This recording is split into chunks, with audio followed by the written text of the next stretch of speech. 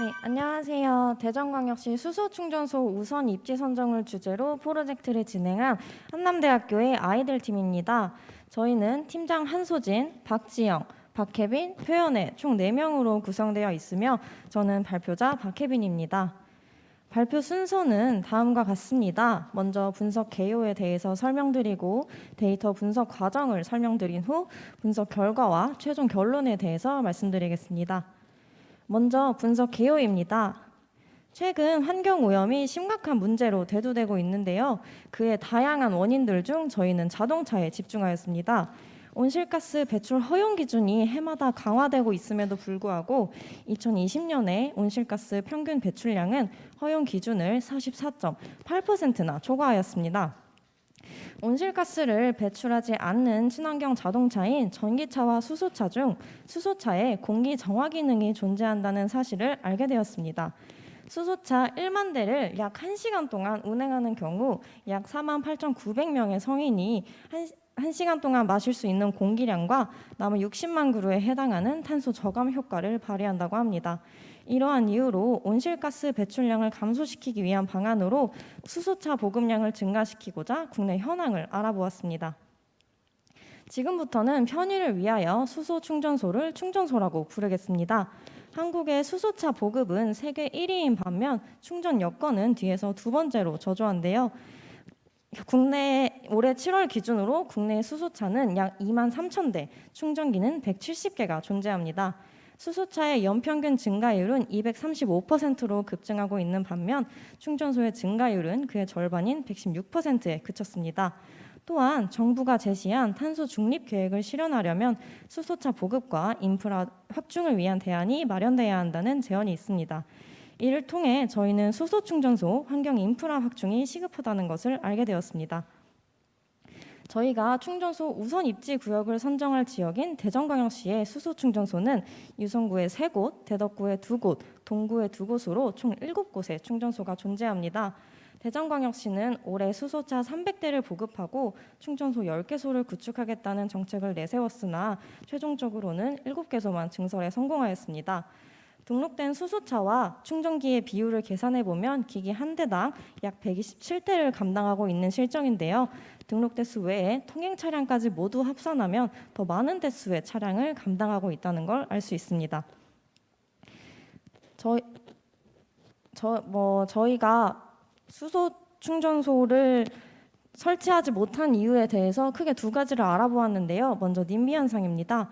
님비 현상은 나딘마의 백열대 약자로 필요성은 원칙적으로 찬성하나 내 지역에는 설치할 수 없다는 지역 이기주의 현상입니다. 앞서 언급했던 대전광역시가 충전소 10개소 증설에 성공하지 못한 이유 중 하나로도 님비 현상을 들 수 있습니다. 안전 문제를 우려한 지역 주민들의 반대로 부지를 확보했음에도 불구하고 충전소를 구축하지 못하는 것입니다. 두 번째로 충전소를 구축하고 운영하는 데에 드는 비용이 높아 걸림돌이 됩니다. 충전소의 구축 비용은 약 27억 원, 연간 운영 비용은 2억 원으로 굉장히 큰 금액입니다. 이에 따라 저희는 다양한 지표 간의 특성을 고려하여 기존 LPG 충전소 부지를 활용한 수소 충전소 우선 입지 구역을 제안합니다. 수소차는 6년간 약 1만 9천 대가 증가하는 꾸준한 증가 추세를 보여 향후 지속적인 증가를 예상할 수 있는데 반해 LPG 차량은 6년간 21만 대가 감소하는 것을 확인할 수 있었습니다. 그렇기에 다른 차량에 비해 LPG 차량 활용이 적합하다고 판단하였습니다. 이뿐만 아니라 LPG 충전소를 활용해야 하는 이유는 첫 번째로 안전 우려를 해소하여 님비 현상을 완화할 수 있습니다. LPG 충전소는 주요 입지에 자리하고 가스를 취급하여 안전기준이 매우 까다롭고 철저합니다. 이에 안전관리자 혹은 충전원 등의 전문 인력을 확보하여 주민들의 안전 우려를 해소할 수 있습니다. 두 번째로 구축 비용을 절감하고 설치 부지 확보의 어려움을 극복할 수 있습니다. LPG 충전소는 주요 시설물과 보호시설 간의 안전거리가 확보되어 있어 이로 인한 넓은 부지로 인하여 수소충전소를 구축하고 병행하는 것에 제약이 없습니다. 저희의 전체적인 분석 플로우는 다음과 같습니다. 먼저 데이터를 수집하여 전처리 후 EDA를 진행하여 변수별 특성에 대하여 살펴보았습니다. 그 후 모델링을 통하여 주요소별 점수화를 진행하여 우선 입지를 도출하였습니다. 전체적인 데이터 분석 과정에 대하여 설명드리겠습니다. 저희는 총 9가지의 데이터를 사용하여 분석을 진행하였습니다. 데이터에 관한 자세한 설명은 생략하고 넘어가겠습니다.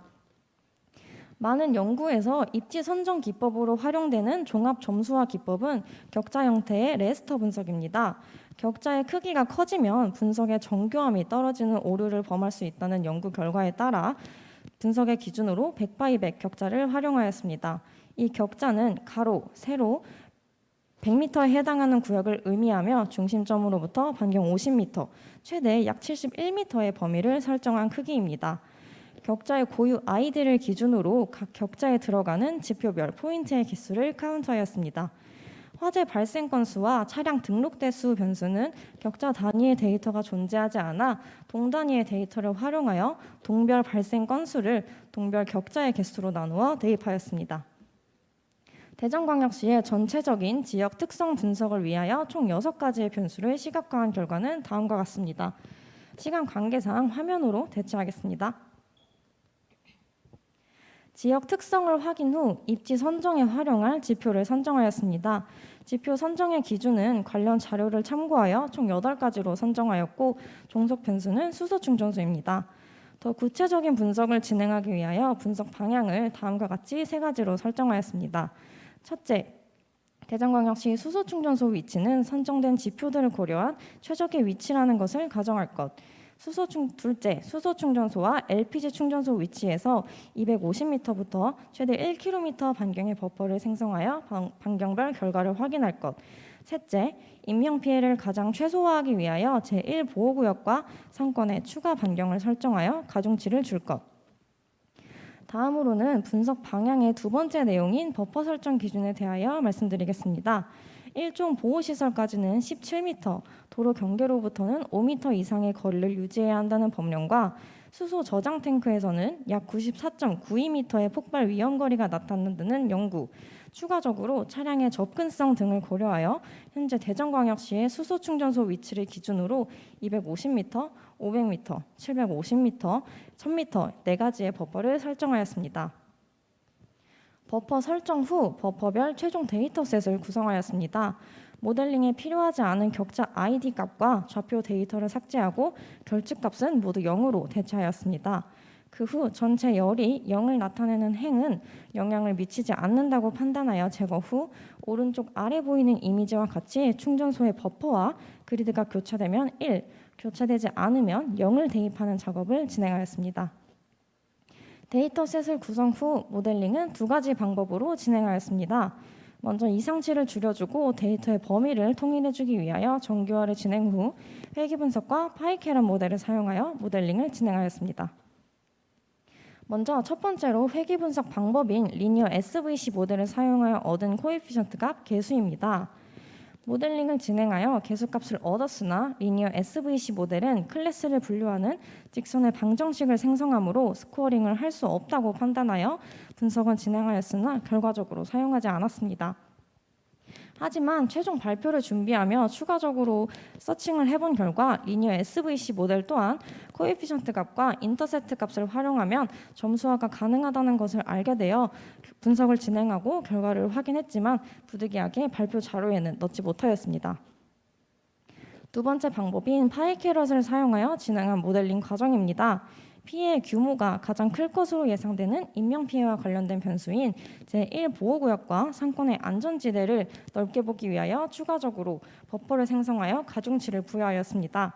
중심 좌표를 기준으로 50m는 0.8, 100m는 0.6, 150m는 0.4, 200m는 0.2의 가중치를 부여하였습니다. 두 변수의 가중치 값을 부여한 데이터를 생성 후 최대값이 1, 최소값이 0을 가지도록 민맥스 스케일링을 진행하여 모델을 돌리기 위한 최종적인 데이터셋을 구성하였습니다. 데이터를 제공하여 최적의 모델을 추천받는 파이캐럿을 통하여 결정한 상위 3개의 모델은 디시전트리, 랜덤 포레스트, 에이다부스트입니다. 최적의 모델을 얻은 후 성능을 높이기 위해 하이퍼 파라미터를 조정하는 튜닝 함수를 사용하였습니다. 튜닝 모델 함수 특성상 하이퍼 파라미터 후보 10개씩 각 모델을 평가하고 최종적으로 좋은 후보를 선정하여 하이퍼 파라미터를 결정하게 됩니다. 그 후 블렌딩 함수를 사용하여 보팅 방식으로 앙상블하여 모델링을 마쳤습니다. 충전소가 입점에 적합하지 않은 곳은 0, 적합한 곳은 1로 예측하여 예측값의 합을 격자의 개수로 나누어 평균을 내 점수화를 진행하였습니다. 250m의 경우 점수화가 나지 않은 충전소가 많아 상위 20개로 추린 결과는 화면과 같습니다. 총 4가지의 버퍼를 1km 기준으로 조합하여 얻은 상위 10곳입니다. 현재 충전소가 위치해 있지 않은 구인 서구와 중구를 우선 고려하여 서구에 위치한 KH 에너지 직영 둔산 주유소와 중구에 위치한 중도가스 서대전 충전소를 최종 우선 입지 구역으로 결정하였습니다. 최종 결론입니다. 충전소의 최종 입지 결과를 로드뷰와 94.92m의 수소 폭발 위험 거리를 고려하여 100m 반경을 설정하여 해석해 보았습니다. 먼저 서구에 위치한 KH 에너지 직영 둔산주유소는 반경 100m 내에 제1보호구역에 존재하지 않아 안전하다고 판단하였습니다. 또한 충전 대기 시간이 길어질 경우 이용할 수 있는 상권 등 편의시설이 주변에 위치하고 있어 이용에 용이하다고 판단했습니다. 두 번째로는 중구에 위치한 중도가스 서대전 주유소입니다. 반경 100m 이미지를 보시면 철도와 약간의 교차구역이 존재하는 것을 확인할 수 있는데요. 충전소와 철도의 이격거리가 30m 미만인 경우에도 안전도 평가와 시설을 보완하면 설치 가능하다는 관련 법령을 위반하지 않아 적합하다고 판단했습니다. 또한 교차로에 위치해 있어 차량의 접근성이 좋아 충전소 이용에 용이합니다. 저희는 우선 입지구역 선정과 분석에 그치지 않고 충전소가 2곳이 추가 설치될 경우 현 상황과 어떤 점이 얼마나 변화될 수 있는지 알아보기 위하여 시뮬레이션을 진행하였습니다. 충전소 7곳이 존재하는 기존 상황과 충전소 2곳이 추가로 설치되었을 경우로 시나리오를 구성하였습니다. 그 후 5시부터 24시까지 흐름에 따른 차량의 움직임을 확인 후 시나리오별 대기시간 감소율을 확인하였습니다. 시뮬레이션에 활용한 충전 차량 대수를 산정한 방법은 다음과 같습니다. 등록된 모든 차량이 하루에 충전하지는 않으므로 등록된 총 수소 차량 대수와 하루 평균 주행거리를 수소차 완충 시 주행거리로 나눈 값을 곱하여 하루 충전 대수를 산정하였습니다. 기존 차량 등록 대수를 계산한 결과는 하루 79대, 올해 300대를 보급한다는 정책과 내년 500대를 추가 보급한다고 예상하였을 때는 하루 132대가 산정되었습니다. 앞서 말씀드렸던 2가지 시나리오의 자세한 사항은 다음과 같습니다. 충전소별 충전기 개수가 1개인 경우가 시나리오 1, 충전소별 충전기 개수가 2개인 경우가 시나리오 2로 진행하였습니다. 차량 대수를 현재 기준과 미래 기준으로 구분하고 충전소 개수를 현재와 미래로 구분하여 구체적인 시나리오를 구성하였습니다. 5시부터 24시까지 시간의 흐름에 따라 차량이 충전하는 이동 경로를 시뮬레이션 해본 결과는 다음과 같습니다.